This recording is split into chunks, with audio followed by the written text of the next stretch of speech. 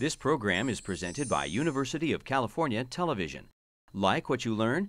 Visit our website or follow us on Facebook and Twitter to keep up with the latest UCTV programs.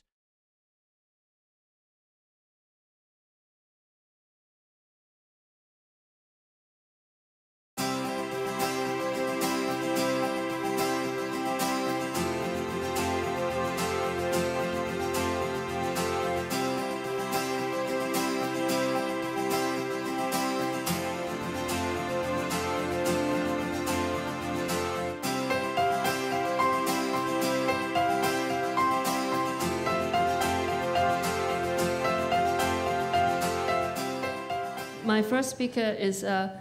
Elisa Bandera, and she's an MD, PhD, and with a strong epidemiology with a strong interest in community health.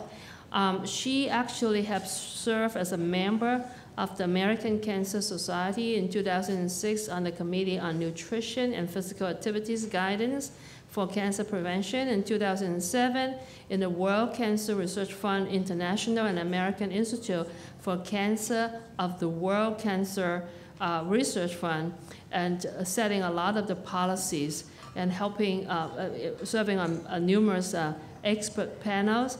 Currently, she's a professor in the, I would just have to kind of read it out from here, is the Cancer Institute of New Jersey, and also associated with the Robert Wood Medical School, and right now it's potentially changing its name to merging with potentially Rutgers University. So I think her affiliation might change very quickly. So with this very brief introduction, it's my pleasure to welcome her to give a talk on mycoestrogens in girls' growth and development. Elisa. So I would like to, first of all, thank the organizers for the very kind presentation, very kind invitation to present my work. And of course, I would like to, first of all, acknowledge my collaborators in this work in New Jersey, and particularly Dr. Brian Buckley, who developed the assays, the methods to measure mycoestrogens, and conducted all the assays, and also Dr. Ian Marshall, who's the chief of pediatric endocrinology, among others. So I'm interested in the period of puberty. As we have heard this morning, is a well-known critical period of susceptibility, and we know that an early age at the onset of menarche is a well-established risk factor for breast cancer. And we also know that there's a major public concern right now with the falling age of puberty in girls, not only in the US, but also it's a global issue. And also, we saw this morning mentioned the Institute of Medicine report, Breast Cancer and the Environmental Life Course Approach. And I wanted to point out that the mycotoxin that I'm going to be talking about, Zearalenone, was highlighted as a high priority topic. So what are mycotoxins? Mycotoxins are labeled as the most important contaminant in the food chain, and it's a secondary metabolite, a chemical of a fungus that produces toxic result in another organism. And what's important to note is that the fact that you don't see the fungus in the food doesn't mean that the mycotoxin is not there. When I presented this, sometimes people tell me, who will eat moldy bread? You will see the mold and you won't eat it. But the mycotoxin may be present and you don't actually see it. So keep that in mind. So fungal contamination can occur in many different stages during food production. It could be in the field, during harvesting, during storage, not only in the farm, but also even in your pantry. It's like any other fungal contamination or infection. It occurs most likely in conditions of high temperature and high humidity. And the spores may lay dormant for months or 2 years and waiting for the positive condition for and then they germinate. Important also to note that they're heat stable, these mycotoxins, so they're not destroyed by canning or other processes. So they stay there. This is just a diagram, again emphasizing the different stages during which the mycotoxin can be produced. But mostly what I wanted to show you here, you can see the humans there. So humans can be exposed to these mycotoxins through ingestion of contaminated crops, but also through ingestions of animal products from animals that consume the contaminated crops. So keep that in mind too. This is a list of some mycotoxins. So the ones that I'm studying are not the only ones. Some of them are very famous, like aflatoxins, which is a very common cause, a very well-known cause of liver cancer, for example, just to put the whole thing into context. So I'm interested in zearalenone, this mycotoxin that I'm talking about. And I want to point out that most of the evidence that we know is from experimental studies, so cell lines, experiments in rats, and there's some studies in pigs looking at the metabolism and that type of thing, but the evidence in humans is almost null. So zearalenone is a mycotoxin produced for fungal contamination of grains, as I said, and the species is the Fusarium species. And they have been shown, again, in experimental animals to produce acute and chronic health effects. It has been labeled for this reason as a mycoestrogen, phytoestrogen, and growth promotant. And at the experimental levels in cell lines, it has been shown to be able to bind to the estrogen receptor alpha and beta, and to have a full agonist capacity in ER alpha and a misagonist antagonist in ER beta. So we know from the experimental data that they are capable of binding to the estrogen receptor biological effects. And we also know that affinity to the estrogen receptor is actually higher than other well-known endocrine disruptors, such as BPA and DDT, but lower affinity than other endogenous estrogens. Zearalenone is a synthetic derivative of the mycotoxin zearalenone that I've been talking about. And this is an agent very interesting that is federally approved agent in the US and commonly used in meat production in animals. And you can see here the cows with the pellets in the ear for the administration of zearalenone. But it has been banned in other countries, including the European Union and countries and Canada. The estrogenicity of zearalenone is very, very high and is comparable to the natural estrogen, endogenous estrogens, but also comparable to DES. And is much more potent than genistein and BPA. And it has been shown, again, in experimental studies to induce ER beta expression and stimulate growth in human breast cancer cells. This is just an ad for Ralgro, which is the brand name for Zearalenone. And you can see that, I don't know if you can see it from a distance, but basically the advertising says that increases rate of weight and gain in cows. So you will expect that if it has these effects in animals, it should have some effect in humans. Just to show you a little bit of the metabolism that what we know, again, this is in animals, we don't know in humans. So you have zearalenone, which is the main mycotoxin that I was talking about, and it gets metabolized to alpha zearalenone and beta zearalenone, and these get metabolized in terms to alpha zearalenone and beta zearalenone, and then both to zearalenone. And all these compounds, the evidence seems to indicate that they can metabolize to each other, but it's not totally known the mechanism. So there's a question mark there because we totally don't know. Again, this is to show you there are several studies across the world that have tried to measure levels of this zearalenone in foods. And this, I took this, a selection of the studies that were conducted in the US and Canada from this report, the WHO report from 2000. And you can see that it's very variable, but it's there in many of the samples. And these studies are not perfect because some of them, basically, they don't have random samples of the foods.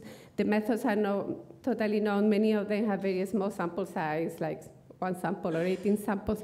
But the important thing, I'm pointing this out so that it shows that it's there in the food supply. So what do we know about puberty in this compound? So essentially, this period, as we all know here, is very sensitive to estrogen stimulation because of delicate balance at that time.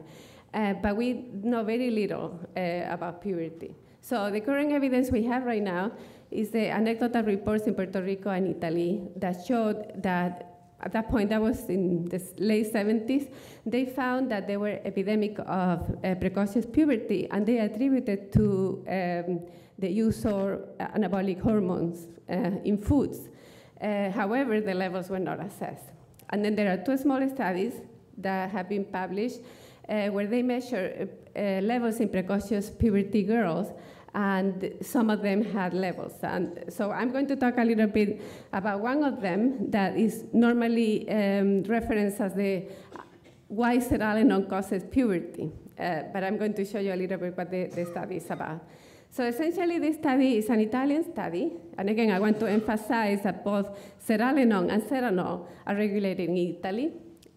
So what they did is that they took two groups of girls, one in Veraggio and one in Pisa, from precocious puberty, that have precocious puberty, group A and group B. And then group C and group D are the control groups. So they measure calendar year, and they measure height and different measures and hormone levels. You can see, if you look at the 4 columns, that the group A, which is a group of precocious puberty in Viareggio, they were slightly younger from the beginning. Then they measure mycoestrogen levels, and they found that only in group A, 6 of the girls have detectable levels, and no levels in the other groups. Then they went on to classify the girls with mycoestrogen levels. They classify them mycoestrogen positive, and they compare CPP, so central precocious puberty girls with mycoestrogen positive, and CPP girls with mycoestrogen negative urines. Blood. They actually measure this in blood. And you can see that at baseline, this slide is at baseline, the girls in group E were slightly shorter, which is similar to what we found in the Jersey Girl study, and I will present my data. And these were the levels of zearalenone in yellow that they found. So again, I want to point out that these are an adjusted analysis. And also I want to point out that this may not be the ideal group to evaluate the effects, because these are girls already with precocious puberty, and they were under treatment already with tritopterin. So it's not maybe the best group to study the effects. And then they looked at follow-up at 3 months of therapy with the treatment and 12 months of therapy. And then they found that the group that were mycoestrogen positive actually were taller and tended to be heavier. So they concluded from this that zearalenone is a cause of precocious puberty. And again, these are an adjusted analysis. So it's not totally, it's certainly very intriguing results that needs to be evaluated further, but I wouldn't say based on this that this is a cause. So what we did, I'm going to present now what we did in New Jersey in the Jersey Girl study. You can find this in PubMed, it's published in the Science of the Total Environment. So the Jersey Girl study is an ongoing cohort study of peripubertal girls.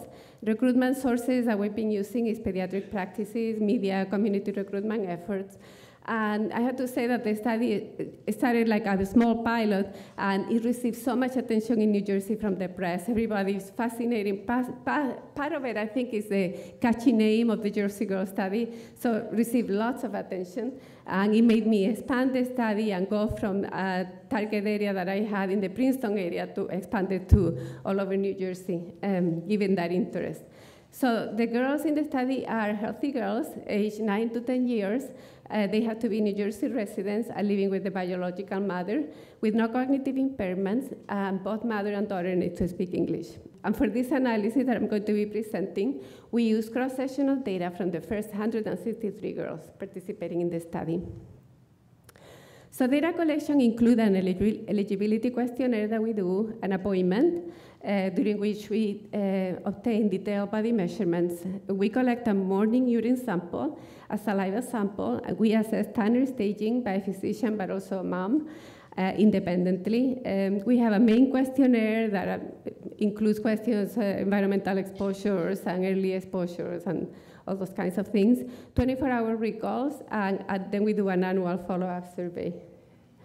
So the dietary assessment are three 24-hour recalls conducted at least one during the weekend and one during a weekday, so to be able to capture the differences in intake. And initially, I didn't coordinate this around the time. So the diet in assessment with the urine assessment, I didn't coordinate. So half through the study, I started to do it. So that means that I have a subset of girls for which I had diet the day before urine collection. So that way I can look at 4 sources of these things. So I will present that data. And then for the rest of the girls, I have 3 dietary assessments at any time before the urine collection. So the average of the 3 dietary assessments is supposed to represent the usual intake of these girls. For the urines, the moms were provided a urine cup that we sent in a package, and then they were instructed to collect the first morning void of the girl, and then they will bring it to the appointment. Immediately after the appointment, we took it to the lab, where it was highly coated and stored at -70 degrees. And at the time of doing the analysis, one of the aliquots was transferred to the Environmental and Occupational Health Science Institute for analysis. For this, I also wanted to point out that we only measure free and conjugated zearalenone metabolites for this particular project, and this was limited to limited funding. So keep in mind this, because probably if we measure total mycoestrogens, the prevalence of exposure and the levels are going to be higher than what I'm going to be presenting here. We corrected for urine dilution using specific gravity. Data analysis, I won't go into details. Basically, we use the standard methods and non-parametric measurements when we needed to do that, and we estimated prevalence ratios using Poisson regression. So the main questions that we had, and again, I want to emphasize, this was the first study ever done in girls. So we had no idea if we're going to find levels or not. So it was a very, very interesting and fun, actually, study to do. So can these mycoestrogens be detected? And if they are, where are they coming from? What are the food sources here? And do they have an impact? So we got the data, and we started to look at it, and yeah, it was very interesting that zearalenone was present in 55% of the girls, and total mycoestrogens in 78% of the girls. And you had there the means and the ranges, etc. I put in purple so that you could compare the levels that we found with the levels in the Mazar paper. Keep in mind that my levels are urinary levels, the Mazar paper is in serum, but you can see that we found higher levels of zearalenone and higher level of zearalenone, which is not surprising because in Italy it's restricted. So they shouldn't have found levels in Italy to begin with because it's regulated. Then we looked at the levels by certain characteristics. And again, this is a small study, so it's not definite, and most of the things were not statistically significant. But it points to certain things that certainly need to be studied in further studies. Like with age, not much difference. Interesting that African American girls seem to have higher levels. There were certain areas in New Jersey that had higher levels than another. And also it seemed to be higher with a lower education and lower income. And there seems to be an inverse association with BMI. Then looking at the food sources, no matter how we looked at it, with type of analysis, beef and popcorn always came as the most important predictors. And we looked at it because we have very detailed dietary recalls. We were actually able to look at what brands, what type of popcorn, and it was all kinds of popcorn, not just the microwavable, because you will imagine the microwavable popcorn sits in the bag for a while, so there were perfect conditions for this fungus to be produced. But no, it was also in the ones that are prepared, like in the bags. So anyway, popcorn. And looking at total mycoestrogen, the same thing, beef and popcorn, the major predictors. The next step was to look at health effects, and I had the interest especially in growth and the onset of breast development. So the most striking result was height.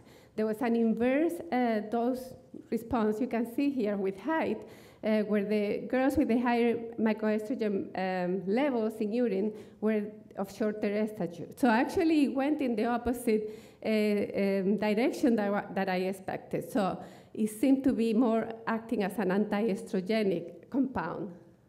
And again, I want to point out, too, that the ones that came up when I showed the levels, Zearalenone, the ones that are the compound that is administered to the cows, the levels were very, very low. So keep that in mind. So what I'm showing here is mostly from the grain, the contamination, that mycotoxin that contaminates grain.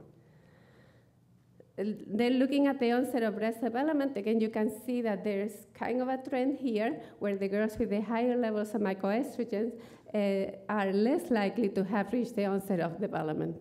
And I put the age also so that you can see that the age is very similar in the three groups, so that couldn't be the explanation. And then the next step we'll do a multivariate analysis when I'm able to control for everything. So even adjusting for age, BMI, the year of urine collection, total isoflavone intake, and I also repeated analysis controlling, adding beef and adding the age of menarche of the mother. And they didn't make any additional difference. So anyway, again, this shows that the girls with mycoestrogen positive girls that had detectable levels in urine, were less likely to have reached the onset of puberty. So the limitation of this study is that this is a small sample size relatively, and particularly for the food sources, I only have a subset of girls that had the urine and the diet coordinated to look at these things. But I want to emphasize, again, this is the first study that looks at these things. And what I want to point out that it seems like it's an agent that is worth taking a look at. In conclusion, what we found is that mycoestrogens were indeed detected in urines of girls in New Jersey, particularly Zearalenone, and Zearalenone levels were negligible. I'm not saying that we don't have to worry about the exposure of the animal products being contaminated with Zearalenone. We didn't find it, but it's something that certainly needs more study. The main source seems to be beef and popcorn. And what we found that compared to mycoestrogen negative, girls with mycoestrogen positive urine tended to be of shorter stature and less likely to have reached the onset of puberty even after controlling for BMI. So our findings overall seem to indicate that Zearalenone may have anti-estrogenic effects, perhaps by competing with the endogenous estrogens. And this is similar to effects that have been reported for isoflavones. So while our results are not conclusive, they raise important questions that need to be tested in larger, more diverse population, and importantly, using a longitudinal design, because our study was cross-sectional. So it's really a snapshot of these girls in a time of their lives when they're actually growing. So as far as I know, it could be that it's only delaying the age at takeoff, but maybe the effect with final height is totally different. So it's something that really needs more study.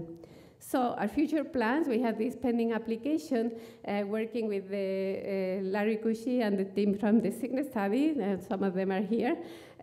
We are planning on looking at the other markers, so this will be a longitudinal, so you actually look at growth rate, looking at age at hierarchy, age at menarche, body size, body composition, almost final height at age 15, 17, and growth rate. So we can actually look at the process, not just at a certain time, but actually the age at takeoff and age at peak height velocity, so looking at growth rate.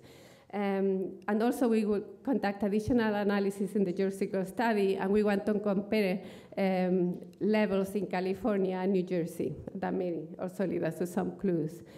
Lots of people to thank in this study, especially all the recruitment and the interest in the community. But of course, I have to thank my daughter with the inspiration from the study. I started the study based on my interest, not only as a scientist, but also as a mom, because she was going through this puberty period and I wanted to know answers. What should I do for her? And now she's a beautiful teenager. So thank you.